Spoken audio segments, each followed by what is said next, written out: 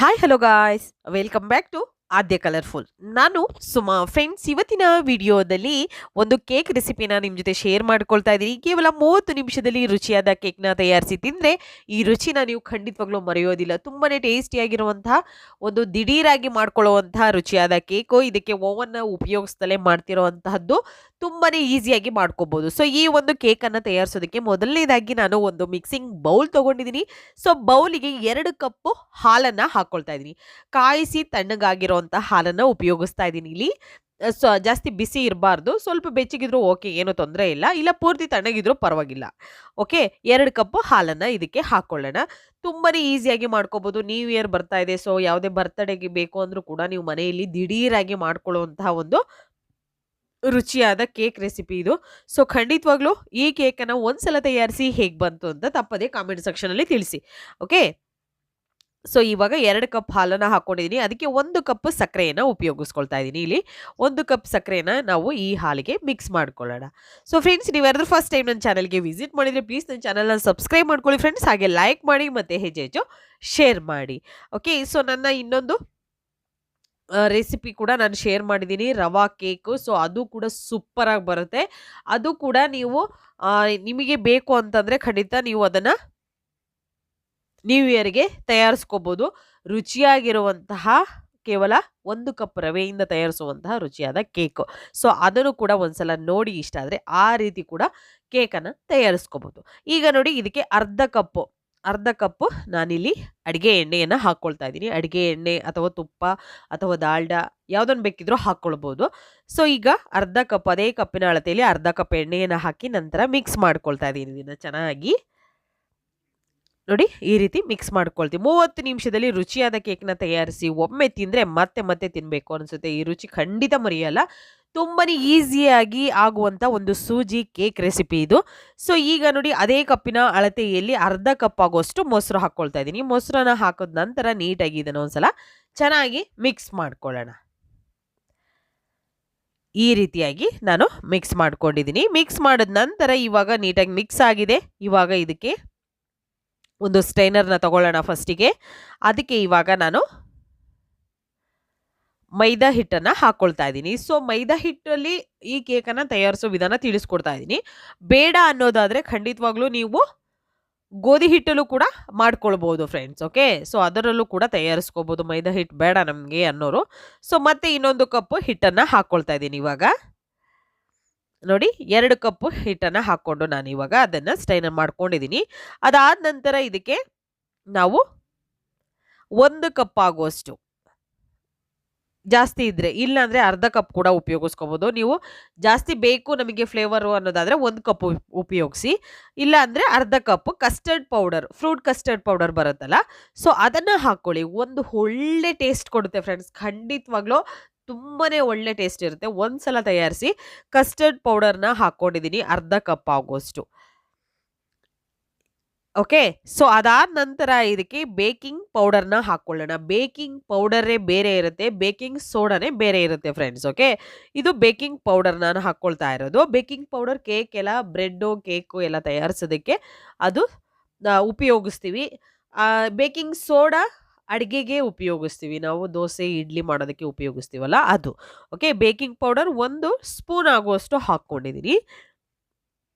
ಈಗ ಇದಕ್ಕೆ ಸ್ವಲ್ಪ ಹಾಲನ್ನು ಮೇಲೆ ಹಾಕ್ಕೊಂಡು ಮಿಕ್ಸ್ ಮಾಡ್ಕೊಳ್ಳೋಣ. ನೀಟಾಗಿ ನಾವು ಈ ರೀತಿಯಾಗಿ ಮಿಕ್ಸ್ ಮಾಡ್ಕೊಳ್ತಾ ಇದ್ದೀವಿ. ಮಿಕ್ಸ್ ಮಾಡಬೇಕಾದ್ರೆ ಖಂಡಿತವಾಗ್ಲೂ ತುಂಬಾ ಕಾಮಾಗಿ ಮಿಕ್ಸ್ ಮಾಡಬೇಕಾಗುತ್ತೆ. ಗಡಿಬಿಡಿ ಮಾಡಿಕೊಂಡ್ರೆ ಖಂಡಿತ ಕೇಕು ಕೆಟ್ಟೋಗುತ್ತೆ. ನೀಟಾಗಿ ಮಿಕ್ಸ್ ಮಾಡೋದು ತುಂಬಾ ಇಂಪಾರ್ಟೆಂಟ್ ಇದರಲ್ಲಿ. ಈ ರೀತಿಯಾಗಿ ಮಿಕ್ಸ್ ಮಾಡ್ಕೊಳ್ಳೋಣ. ಸ್ವಲ್ಪನೂ ಗಂಟಿರಬಾರ್ದು, ಹಾಗೆ ನಾವು ಈ ಒಂದು ಹಿಟ್ಟನ್ನು ಕಲಿಸ್ಕೋಬೇಕಾಗುತ್ತೆ. ಸ್ವಲ್ಪನೂ ಗಂಟಿರಬಾರ್ದು. ತೆಳ್ಳಗಿದ್ರೆ ಪರವಾಗಿಲ್ಲ, ಗಟ್ಟಿ ಆದರೆ ಸ್ವಲ್ಪ ಹಾಲು ಹಾಕ್ಕೊಳ್ಳಿ ಬೇಕು ಅಂತಂದರೆ. ಆದರೆ ಈಗ ಹಾಕಿರೋದು ಕರೆಕ್ಟಾಗಿದೆ. ಸೊ ಹಾಗಾಗಿ ಏನು ನಮಗೆ ಹಾಲು ಬೇಕು ಅಂತ ಅನಿಸಲ್ಲ, ಕರೆಕ್ಟಾಗಿದೆ ಇದು. ಸೊ ಕೇವಲ 30 ನಿಮಿಷದಲ್ಲಿ ಈ ಕೇಕನ್ನು ತಯಾರಿಸ್ಕೋಬೋದು. ಜಾಸ್ತಿ ಟೈಮ್ ಹಿಡಿಯುತ್ತೆ ಕೇಕ್ ತಯಾರಿಸೋದು ಅಂತ ಅಂದ್ಕೋಬೇಡಿ. ಖಂಡಿತವಾಗ್ಲೂ ದಿಢೀರಾಗಿ ಮಾಡ್ಕೊಳ್ಳೋವಂಥ ಒಂದು ಬರ್ತ್ಡೇ ಕೇಕು ಅಥವಾ ನ್ಯೂ ಇಯರ್ ಕೇಕ್ ರೆಸಿಪಿ ಇದು. ಈಗ ಬೇಕಿಂಗ್ ಸೋಡಾ ಕೂಡ ಹಾಕ್ಕೊಂಡಿದ್ದೀನಿ ನಾನು. ನೋಡಿ, ಹಿಟ್ಟನ್ನು ನೀಟಾಗಿ ಕಲಿಸ್ಕೊಂಡಿದ್ದೀನಿ. ಅದಾದ ನಂತರ ಬೇಕಿಂಗ್ ಸೋಡಾನ ಸ್ವಲ್ಪ ಹಾಕ್ಕೊಂಡಿದ್ದೀನಿ. ಒಂದು 1/4 ಟೀ ಸ್ಪೂನ್ ಆಗುವಷ್ಟು ಹಾಕ್ಕೊಂಡ್ರೆ ಸಾಕಾಗುತ್ತೆ, ಜಾಸ್ತಿ ಏನು ಬೇಕಾಗೋದಿಲ್ಲ. ಈಗ ಹಿಟ್ಟನ್ನು ನೀಟಾಗಿ ಕಲಸಿದ್ದಾಗಿದೆ ನೋಡಿ, ಸ್ವಲ್ಪನೂ ಗಂಟಿಲ್ಲ. ಈ ರೀತಿಯಾಗಿ ಹಿಟ್ಟು ಪರ್ಫೆಕ್ಟಾಗಿ ಬರಬೇಕು ನಮಗೆ.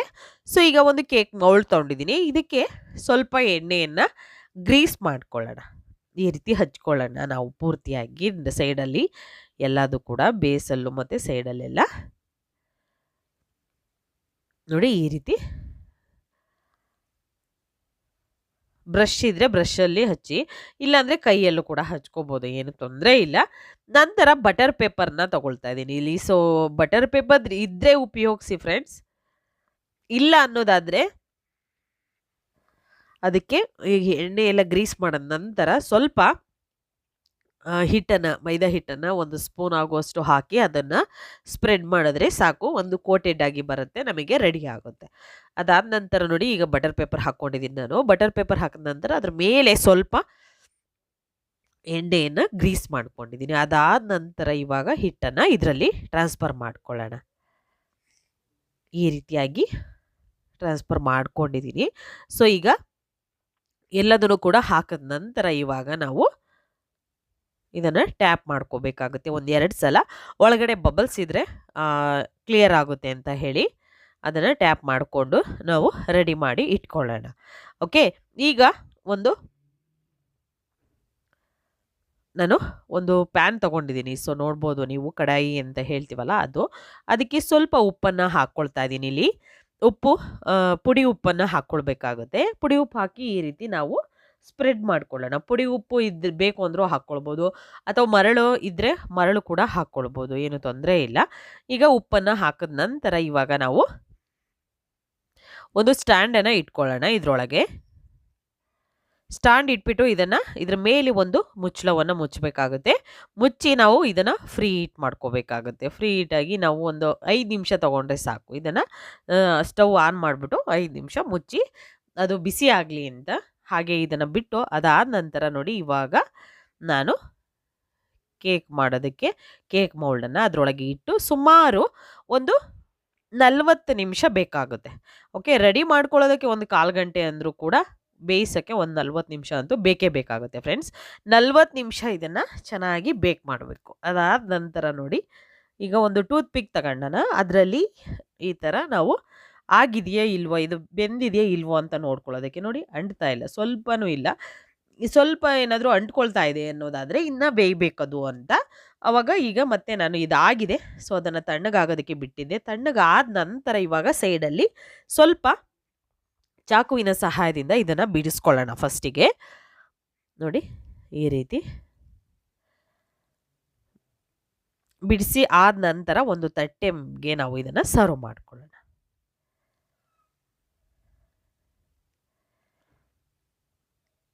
ನೋಡಿ, ಈ ರೀತಿಯಾಗಿ ರೆಡಿಯಾಗಿದೆ. ಸೊ ಇವಾಗ ಇದರಲ್ಲಿ ಇರುವಂಥ ಬಟರ್ ಪೇಪರನ್ನು ತೆಗಿತಾ ಇದ್ದೀನಿ ನಾನು. ಈ ಬಟರ್ ಪೇಪರನ್ನು ತೆಗೆದು ಬಿಡೋಣ ನಿಧಾನವಾಗಿ. ಬಟರ್ ಪೇಪರ್ ತೆಗೆದಾದ ನಂತರ ಇದನ್ನು ಮತ್ತೆ ನಾವು ಟರ್ನ್ ಮಾಡ್ಕೊಳ್ಳೋಣ. ಈ ರೀತಿಯಾಗಿ ಟರ್ನ್ ಮಾಡಿ ತುಂಬಾ ಈಸಿಯಾಗಿ ಕೇವಲ 30 ನಿಮಿಷದಲ್ಲಿ ನೀವು ರುಚಿಯಾದ ಒಂದು ಕೇಕನ್ನು ತಯಾರಿಸಿ ತಿಂದರೆ ಈ ರುಚಿನ ನೀವು ಮರೆಯೋದೇ ಇಲ್ಲ.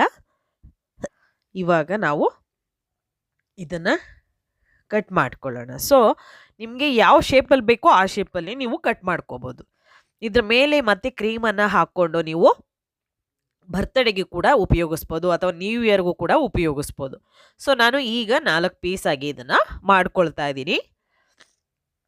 ಈ ರೀತಿ ಮಾಡಿದ ನಂತರ ಇದನ್ನು ನಾವು ನೀಟಾಗಿ ತಟ್ಟೆಗೆ ಸರ್ವ್ ಮಾಡ್ಕೊಳ್ಳೋಣ. ತುಂಬಾ ಈಸಿಯಾಗಿರುವಂತಹ ರುಚಿಯಾಗಿರುವಂತಹ ಒಂದು ಕಸ್ಟರ್ಡ್ ಪೌಡರಿಂದ ಮಾಡಿರುವಂತಹ ಒಂದು ದಿಢೀರಾಗಿ ಮಾಡುವಂಥ ರುಚಿಯಾದ ಕೇಕು ಒಂದು ಸಲ ತಯಾರಿಸಿ ಈ ಸೂಜಿ ಕೇಕ್ ಹೇಗೆ ಬರುತ್ತೆ ಅಂತ ತಪ್ಪದೇ ಕಾಮೆಂಟ್ ಸೆಕ್ಷನಲ್ಲಿ ತಿಳಿಸಿ ಫ್ರೆಂಡ್ಸ್. ಓಕೆ, ಇವತ್ತಿನ ವಿಡಿಯೋ ಸ್ವಲ್ಪನಾದರೂ ಇಷ್ಟ ಆಗಿದ್ರೆ ಚಾನಲ್ನ ಸಬ್ಸ್ಕ್ರೈಬ್ ಮಾಡ್ಕೊಳ್ಳಿ, ಹಾಗೆ ಲೈಕ್ ಮಾಡಿ ಮತ್ತು ಹೆಚ್ಚೆಚ್ಚು ಶೇರ್ ಮಾಡಿ. ಇವತ್ತಿನ ವಿಡಿಯೋನ ಇಲ್ಲಿಗೆ ಮುಗಿಸ್ತಾ ಇದ್ದೀನಿ. ಮತ್ತೆ ಇನ್ನೊಂದು ಹೊಸ ವಿಡಿಯೋ ಜೊತೆ ಬರ್ತೀನಿ. ಅಲ್ಲಿವರೆಗೂ take care, bye, see you.